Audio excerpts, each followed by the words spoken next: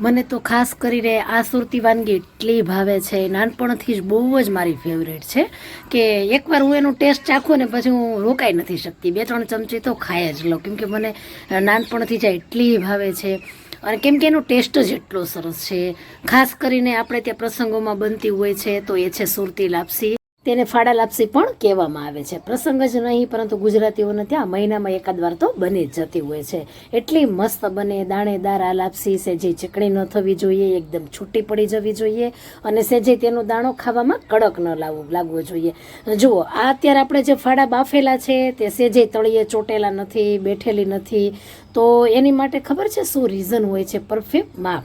જો તમને એકવાર માપની ખબર પડી જાય ને પછી આંખ બંધ કરીને બનાવો તો પરફેક્ટ માપ જોશે. પરફેક્ટ ઘીનું માપ પણ જોઈએ, પાણીનું માપ, સાથે આપણે તેની અંદર ખાંડ કે પછી ગોળ જે ઉમેરતા હોય તેનું પણ પરફેક્ટ માપ જોશે. ચાલો બનાવી લઈએ. તો ફાડા છે ને નાના મોટા માર્કેટમાં મળતા હોય, એમાં જે રેગ્યુલર ફાડા હોય ને તેનો જ ઉપયોગ અહીં લાપસી માટે થતો હોય છે. તો 1 કપ પ્રમાણે આપણે જુઓ, ઘઉંના જે રેગ્યુલર ફાડા છે ને એ મેં લીધા છે. તમે જોઈ શકો છો તેની સાઇઝ. તો 1 કપ ભરીને આપણે મેઝરિંગ કપથી લીધા છે. તમે ઘરની વાટકીનો પણ ઉપયોગ કરી શકો છો. તો જુઓ, હવે ઘી લીધું છે તો 1 વાટકી તમે જ્યારે ફાડા લ્યો ને ત્યારે અડધી વાટકી ઘીનો ઉપયોગ કરવાનો. ભલે પછી મેઝરિંગ કપ હોય કે પછી ઘરની વાટકી હોય. તો અડધા વાટકી જેટલું ઘી છે તે ગરમ થાય છે ત્યાં સુધી આપણે પાણીનું માપ લઈ લઈએ. તો મેઝરિંગ કપથી આપણે ફાડા લીધા હતા 1 કપ પ્રમાણે, તો એ જ કપ ભરીને આપણે 4 કપ જેટલું પાણી લેવાનું છે. તો આ રીતે મેં એક વાસણની અંદર પાણી બધું ઉમેરી દીધું છે. હવે એકદમ ધીમા ગેસ પર આપણે આ પાણીને ગરમ કરવા માટે છોડી દેવાનું છે. જ્યાં સુધી પાણી ગરમ થાય છે ત્યાં સુધી આપણે બીજી પ્રોસેસ જોઈ લઈએ. તો જુઓ, ઘી છે ને થોડું થોડું ગરમ થઈ ગયું છે. તેની અંદર 2 લવિંગ અને 2 તજના ટુકડા.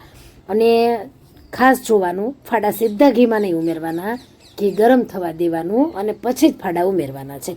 જો આ બધી ટિપ્સ એ છે કે તમારી લાપસી એકદમ છૂટી બને, દાણેદાર બને, ખાવામાં ચીકણી ન થાય. ફાડા શેકીએ છીએ ત્યાં પાણી તો ગરમ થઈ ગયું. જુઓ, ધીમા ધીમા વરાળ આવવા પડી છે એટલે ગેસની ફ્લેમ મેં બંધ કરી દીધી છે.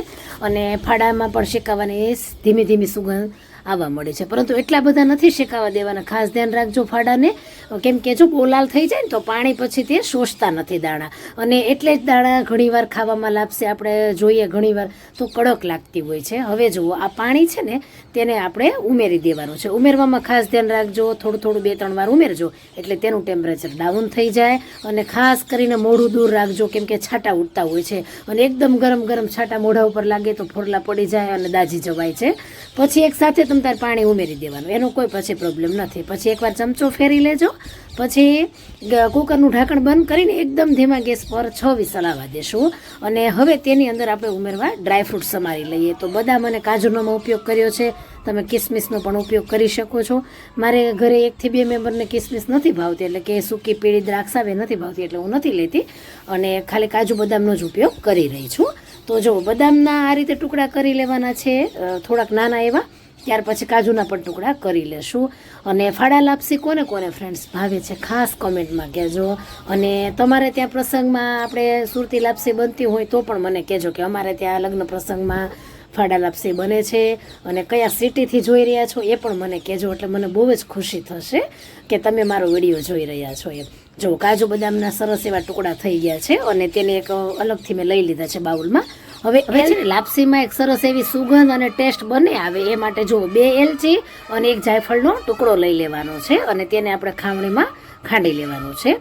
તો જો ન ભાવે ઘણાને એલચી અને જાયફળ તો તમે પછી ન ઉમેરો તો પણ ચાલે, પરંતુ જો ભાવે ને તો ચોક્કસ ઉમેરજો, કેમ કે બહુ સરસ તેનાથી ટેસ્ટ આવે છે. હવે છે ને ખાસ કરીને તેની અંદર થોડીક ખાંડ ઉમેરીએ. ખબર છે ખાંડ શું માટે અમે ઉમેરી છે? એલચી અને જાયફળ છે એકદમ સરસ ઝીણા ખંડાઈ જાય. તમે જોજો એટલા સરસ ખંડાશે.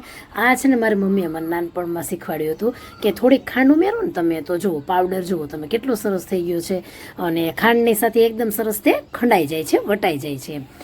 ત્યાર પછી જુઓ, આપણે જે ફાડા બાફવા મૂક્યા હતા તે સરસ એવા બફાઈ ગયા છે અને તેની જાતે જ તેમાંથી છે ને વરાળ નીકળવા દેવાની. પછી જ કુકર ખોલવાની ઉતાવળ કરવાની અને એની અંદર તે બફાવા દેવાના.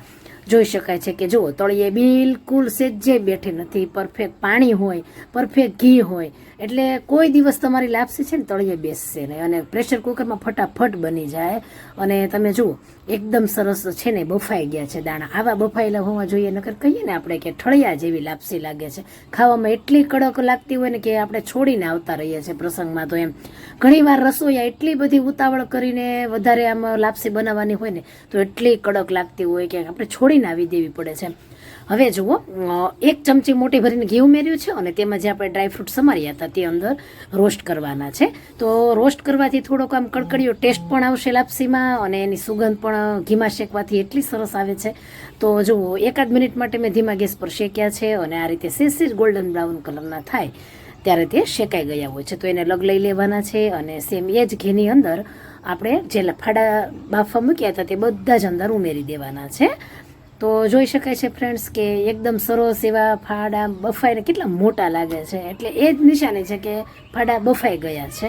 હવે ઘીની અંદર મેં 1 મિનિટ માટે તેને મેં ઘીવાળા કરી લીધા છે બધા ફેરવીને. ત્યાર પછી જુઓ અહીં હું સાકરનો ઉપયોગ કરું છું 1 કપ પ્રમાણે. એટલે જો તમારે સાકર ન ઉમેરવી હોય તો 1 કપ જેટલી ખાંડ અથવા ગોળમાં બનાવવી હોય તો 1 કપ પ્રમાણે ગોળનો ભૂકો ઉમેરી દેવાનો છે. તો તમે કોઈ બી અહીં ગળાશ માટે ઉમેરી શકો છો લાપસીમાં. તો પરફેક્ટ જુઓ માપ મેં તમને આપ્યું કે અડધા કપ જેટલું ઘી અને ફાડા છે 1 કપ અને સાકર જે લીધી છે તે છે 1 કપ. તો આ પરફેક્ટ માપ છે. વાટકીથી પણ આ સેમ માપ રાખવાનું અને ધીમે ધીમે આપણે તેને હલાવતા રહેશું એટલે સાકર છે એ બધી ગળી જશે અને તેનું થોડી જ વારમાં પાણી થઈ જશે. તો લાપસી અહીં ધીમે ધીમે આપણે આ રીતે એકદમ ધીમા ગેસ પર શેકતા જવાની છે. બહુ જ સરસ સુગંધ આવે છે ફાડા શેકાવાની ઘીની અંદર અને ખરેખર આ લાપસી તો એટલી મીઠી લાગતી હોય છે અને ગરમ ગરમ ખાવ ને એમ તો બહુ મજા પડે.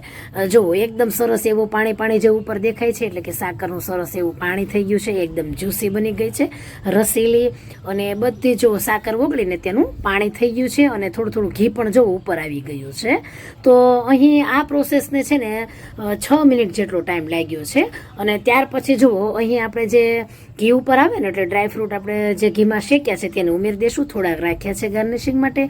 હવે આ જ સમયે જો તમારે સૂકી પીળી દ્રાક્ષ ઉમેરવી હોય તો 3 ચમચી જેટલી ઉમેરી દેવાની છે. મારા ઘરમાં 1 થી 2 જણા નથી ભાવતી એટલે મેં અત્યારે નથી ઉમેરી.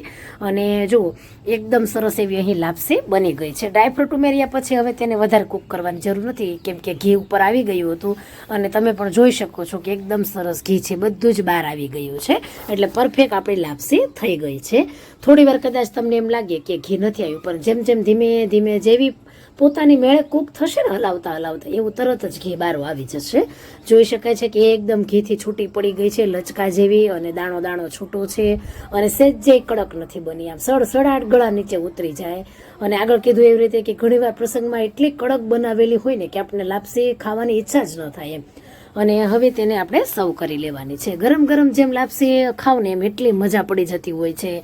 અને ફ્રેન્ડ્સ જો તમે એક ટિપ્સને આ રીતે ધ્યાન રાખશો ને તો તમારી લાપસી પણ આવી જ બનવાની છે. અને હવે છે ને આપણે તેને બદામ કાજુથી ગાર્નિશ કરી લઈએ એટલે તેનો દેખાવ બહુ જ સરસ આવે.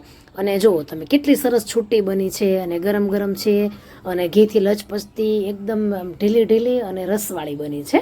બહુ જ ખાવાની મજા પડે છે. એવું નથી કે હું વખાણ કરું છું પરંતુ આ ટિપ્સથી તમે પણ બનાવજો અને તમને પોતાને પણ એમ થશે કે એટલી સરસ આમ ટિપ્સ છે, બહુ જ મસ્ત, ખરેખર સ્વાદમાં કંઈ ન ઘટે એવી બની છે.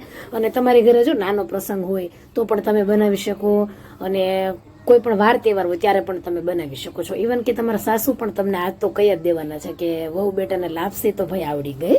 ખરેખર બહુ જ મસ્ત છે, સ્વાદમાં કંઈ ન ઘટે અને મારી તો એટલી ફેવરેટ છે.